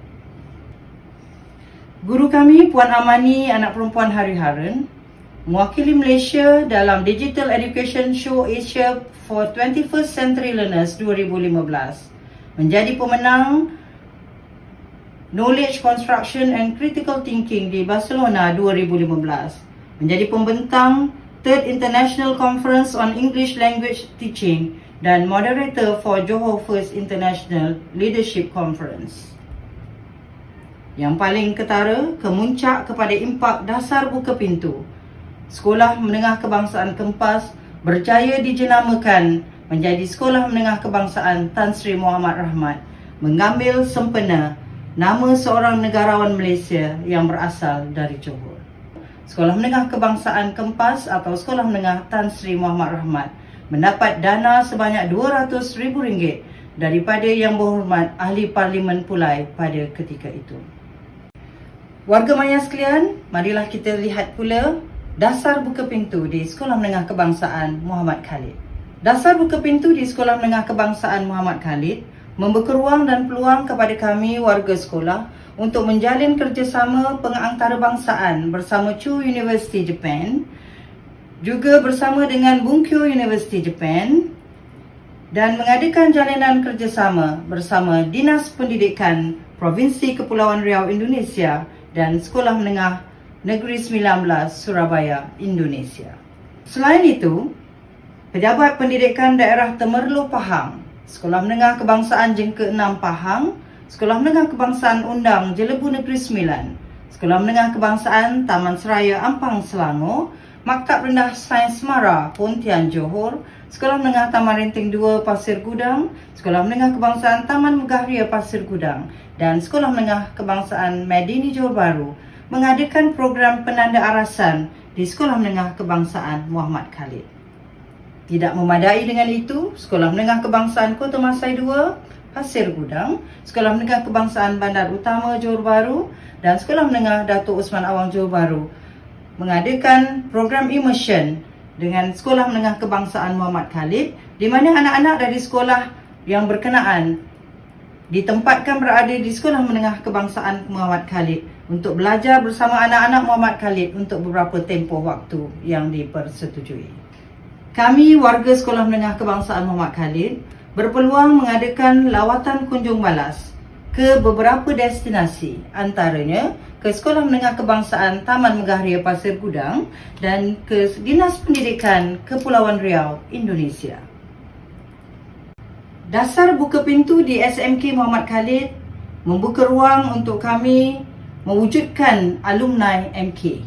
Alumni MK terdiri daripada gabungan Maktab Perguruan Muhammad Khalid dan Sekolah Menengah Kebangsaan Muhammad Khalid. Pada setiap cuti persekolahan, alumni Muhammad Khalid secara bergilir-gilir hadir ke sekolah untuk mengadakan kunjung kasih dan gotong royong alumni MK. Di SMK Muhammad Khalid, kami berpeluang menjalin kerjasama dengan International Women Peace Group IWPG bersama Hotel Suria Johor Bahru, bersama Pasukan Bomber dan Penyelamat Malaysia dan juga menerima apresiasi daripada RTM Johor Bahru. Dasar buka pintu di SMK Muhammad Khalid memberikan impak terhadap kemenjadian murid. Anak-anak SMK Muhammad Khalid menerima pengiktirafan sebagai Johor Student Leaders Council dan peningkatan bilangan anak-anak yang menyanggutai JSLC konsisten dari tahun ke tahun. Selain itu, seorang daripada pelajar SMK Muhammad Khalid telah dinobatkan sebagai Ambassador for Peace di bawah Universal Peace Federation UPF. Anak-anak judokas dari Sekolah Menengah Kebangsaan Muhammad Khalid juga berjaya mewakili negeri dalam Sukan Sukma 2018 dan berjaya meraih pingat gangsa. Kebitaraan matematik memperlihatkan anak-anak Muhammad Khalid terlibat dalam pelbagai Olimpiad matematik seperti American Mathematics Olympiad, Singapore International Mathematics Olympiad, SASMO dan sebagainya. Anak-anak pemimpin pelajar di Sekolah Menengah Kebangsaan Muhammad Khalid sangat berbakat. Mereka menjadi kepercayaan Jabatan Pendidikan Negeri Johor untuk menguruskan booth pameran sempena sambutan Hari Guru Peringkat Kebangsaan yang diadakan di Negeri Johor pada tahun 2008. Dasar buka pintu di SMK Muhammad Khalid tidak sahaja memberi impak kepada kemenjadian murid, bahkan juga kepada prasarana sekolah. Dewan SMK Muhammad Khalid berjaya dilengkapkan dengan alat penhawa dingin dengan kerjasama daripada komuniti. Begitu juga bilik-bilik khas tinggalan sekolah seni yang saya maklumkan di awal tadi berjaya diubah suai dan dinaik taraf menjadi Galeria PIBK dan juga Galeria Pengantarbangsaan Penanda Arasan dan Immersion Sekolah Menengah Kebangsaan Muhammad Khalid. Kita teruskan dengan melihat dasar buka pintu DBP di Sekolah Menengah Kebangsaan Infant Jesus Convent Johor Bahru. Dasar buka pintu di SMKIJ Convent Johor Bahru memberi peluang kepada anak-anak di sekolah ini untuk menyertai program pengantarbangsaan. Anak-anak ini terpilih dalam Sakura Science High School Program dan dibawa melawat secara maya ke Yokohama National University, Japan. Selain itu, anak-anak di sekolah ini juga berpeluang menyertai International Conference Singapore dalam program New Age Learner Virtual Conference.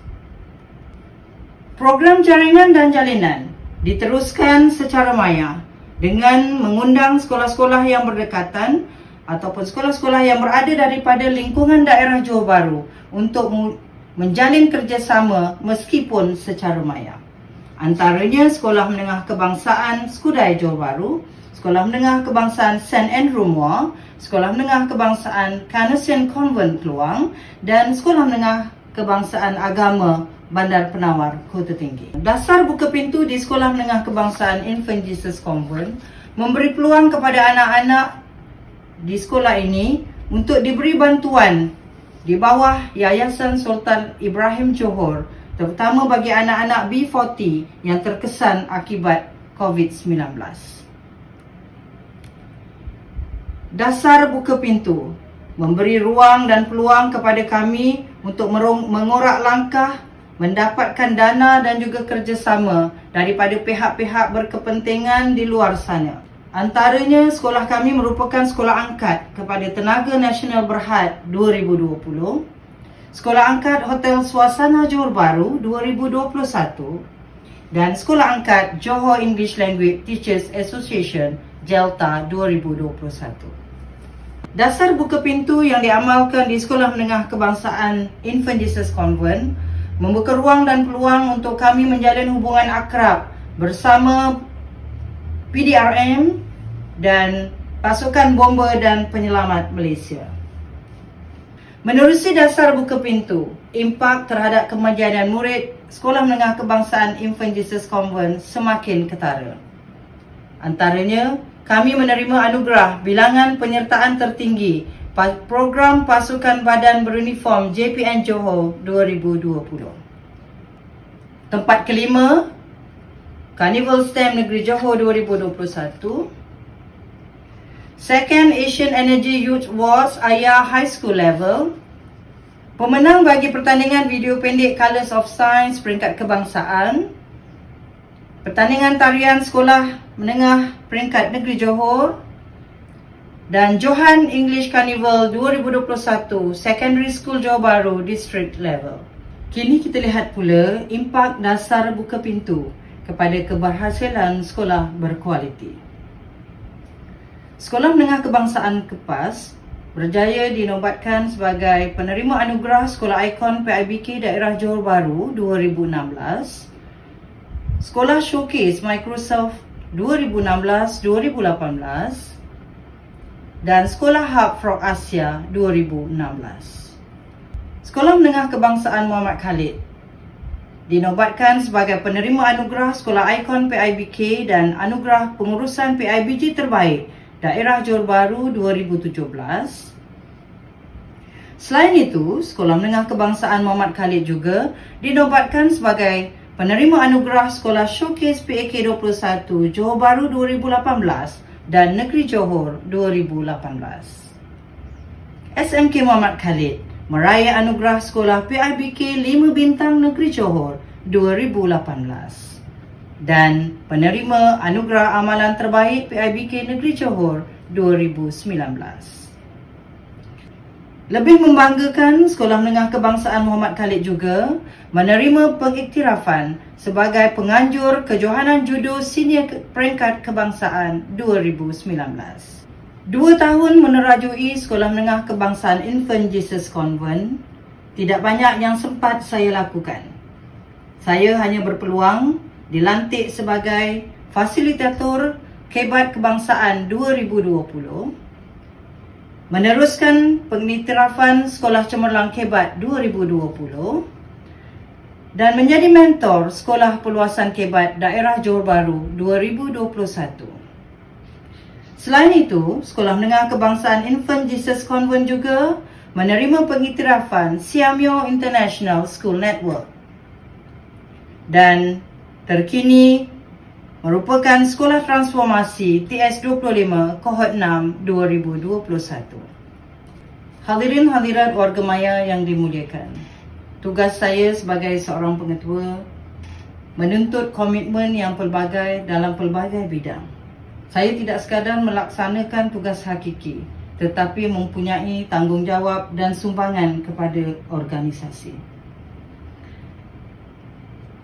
Saya merupakan penulis modul Karakter Murid Johor KRMJ 2020. Juga merupakan penulis modul Memanusiakan Manusia, cetusan idea Menteri Pendidikan Malaysia pada ketika itu, iaitu Dr. Mazli Malik. Saya juga diberikan tanggungjawab sebagai penasihat Jurulatih Utama Student Leaders Board Negeri Johor 2021. Mengambil tanggungjawab sebagai mentor perantisan MPQL sejak 2016 hingga kini 2021, dan pada tahun ini saya juga merupakan pembimbing residensi lepasan MPQL 2021. Selain tugas-tugas yang saya sebutkan sebentar tadi, saya juga merupakan penulis jurnal pendidikan MPSM Johor bermula 2017 hingga 2021. Ini adalah jurnal pendidikan MPSM 2021 yang memuatkan artikel saya di bawah judul Dasar Buka Pintu versus Dasar Tutup Pintu, impak kepada kemenjadian murid dan keberhasilan sekolah berkualiti. Di luar tugas rasmi, saya juga memainkan peranan pada waktu-waktu terluang. Antaranya, saya terlibat dalam Peace Loving Youth Assembly di bawah tema Love Peace, Love Nation and Love People. Saya merupakan pemimpin bertauliah program Anugerah Remaja Perdana Rakan Muda dan seringkali dijemput menjadi pengacara majlis bagi majlis-majlis yang dianjurkan oleh komuniti. Antaranya sebagai juruacara sambutan Maulidur Rasul di masjid-masjid sekitar. Sejak 2015, saya juga merupakan panel perunding di Asrama Semai Bakti Felda Johor Bahru. Sebagai individu yang berkerjaya, saya amat menghargai anugerah yang diberikan kepada saya. Saya telah menerima anugerah Perkhidmatan Cemerlang pada tahun 1995, 2004, 2007, 2011 dan 2016. Saya juga pernah dianugerahkan anugerah khas juri kepimpinan inovasi peringkat kumpulan pengurusan dan profesional pada tahun 2016. Sekolah Menengah Kebangsaan Kempas atau Sekolah Menengah Kebangsaan Tan Sri Muhammad Rahmat tidak melupakan jasa bakti saya di sekolah tersebut. Saya juga dianugerahkan anugerah kualiti kepimpinan ICT dan anugerah kualiti pengetua inovatif sempena Hari Kualiti 2017. Dalam bidang penulisan, saya pernah dianugerahkan Anugerah Gerakan 1000 Guru ASEAN Menulis Pantun 2020. Atas pencapaian tersebut, saya menerima sijil penghargaan peringkat antarabangsa selaku penulis pantun nasihat Gerakan 1000 Guru ASEAN 2020. Inovasi merupakan salah satu keutamaan saya. Saya sering menggalakkan guru-guru saya berinovasi. Walaupun telah lama meninggalkan bidang kaunseling, saya masih meneruskan penglibatan dalam bidang kaunseling meskipun telah bergelar pengetua. Dua orang kaunselor saya pernah berhasrat untuk menyertai pertandingan inovasi kaunseling peringkat Kementerian Pendidikan Malaysia.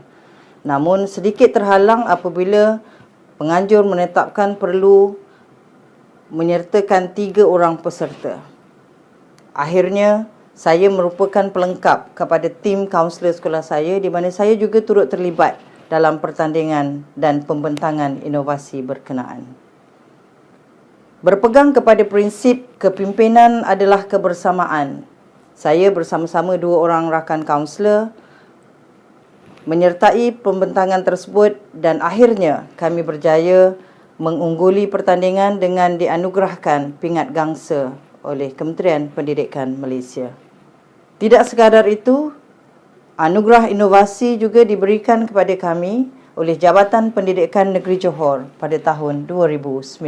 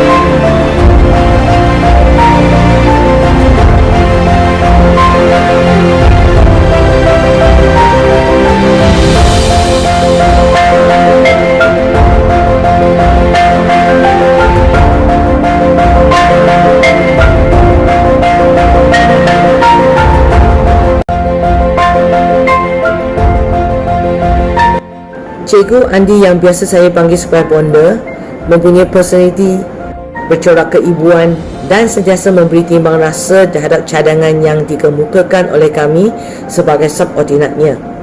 Beliau mempunyai hati terbuka dan sentiasa bersedia mendengar cadangan. Beliau juga memberi peluang dan luang kepada setiap guru untuk memperkembangkan potensi masing-masing. Walaupun saya hanya berada di bawah bimbingan beliau tidak lebih 10 bulan, saya dapat memperoleh berbagai kemahiran terutamanya cara membina rapport supaya dapat menunjukkan kerjasama yang erat di kalangan guru-guru. Selain dari itu, beliau juga menunjukkan kepakaran dari segi penempatan guru yang mempunyai kepakaran tertentu di tempat atau jawatan yang sesuai. Di bawah kepimpinan beliau, saya lebih berkeyakinan dan rasa selesa dalam melaksanakan tugas saya. Saya akan ingat dalam hati selama-lamanya dengan ayat bonda itu, betulkan yang biasa, biasakan yang betul.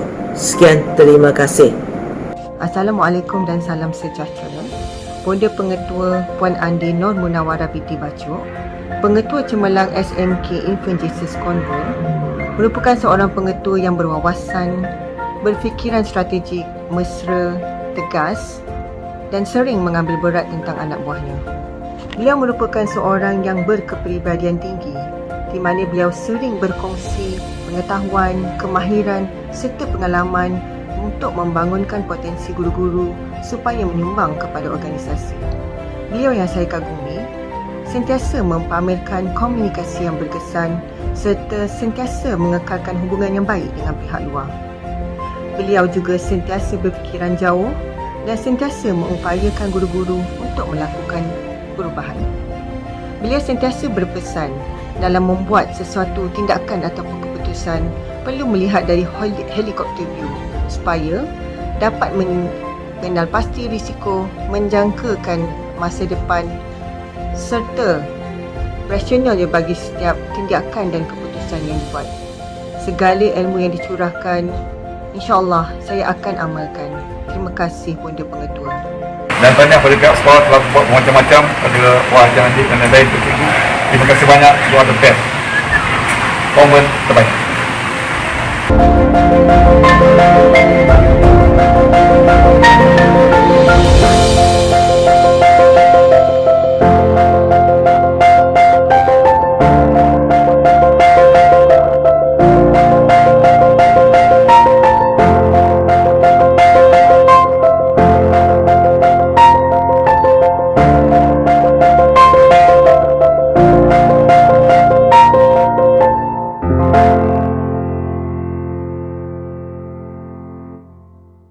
Mengakhiri perkongsian saya pada hari ini, suka saya rumuskan bahawa dalam mengurus tadbir sesebuah organisasi serta merealisasikan dasar buka pintu yang saya laksanakan, saya pakai 5 ways. Ways yang pertama, win always your student. Dekati anak-anak, prihatin terhadap keperluan mereka dan sentiasa mengambil tahu apa yang mereka ingini. Ways yang kedua, win always your staff. Dekati guru-guru dan juga anggota kaki tangan pelaksana di bawah kepimpinan kita. Mungkin mereka punya idea dan mereka perlu berkongsi sesuatu dengan kita. Ways yang ketiga, walk around your school. Ambillah waktu untuk berjalan di sekitar sekolah, melihat keperluan dari waktu ke waktu. Ways yang keempat, watch always your surroundings. Perhatikan, lihat sekeliling kita. Mungkin tanpa kita sedar, ada sesuatu yang perlu kita berikan perhatian. Yang kelima, warn always yourself. Beri amaran kepada diri sendiri. Sering ingatkan diri bahawa sebagai penjawat awam, sebagai lulusan Institut Aminuddin Baki, kita diberikan tanggungjawab dan amanah untuk kita sempurnakan. InsyaAllah, apabila kita mengamalkan 5 ways ini, kita sebenarnya sudah berada pada landasan yang betul menjadi seorang pemimpin organisasi yang berkesan. Selain 5 ways yang saya nyatakan sebentar tadi, sulamilah kepimpinan kita dengan 4K. K yang pertama, kasih sayang, kemesraan, keterbukaan dan komunikasi berkesan. Setakat ini sahaja perkongsian saya untuk hari ini. Terima kasih sekalung budi atas kebersamaan ini. Mohon maaf atas sebarang kekurangan. Sekian, wabillahi taufiq wal hidayah. Wassalamualaikum warahmatullahi wabarakatuh. Demikian tadi kita dengarkan perkongsian oleh Yang Berusaha Puan Andin Nur Munawarah binti Bacu, Pengetua Cemerlang SMK Infant Jesus Convent Johor Bahru. Semoga intipati bicara yang disampaikan memberi manfaat kepada semua dalam mengurus organisasi. Setinggi-tinggi penghargaan dan ucapan terima kasih kepada Yang Berusaha Puan Andin Nur Munawarah binti Bacu atas perkongsian yang disampaikan. Sidang penonton sekalian, majlis kita berhenti rehat untuk seketika. Majlis akan disambung semula pada pukul 2.30 petang dengan sesi pembentangan utama. Bagi para peserta yang belum membuat pendaftaran, sila klik pada pautan yang diberikan di ruang chatting di sebelah kanan paparan ini. Selamat berehat dan semoga bertemu kembali.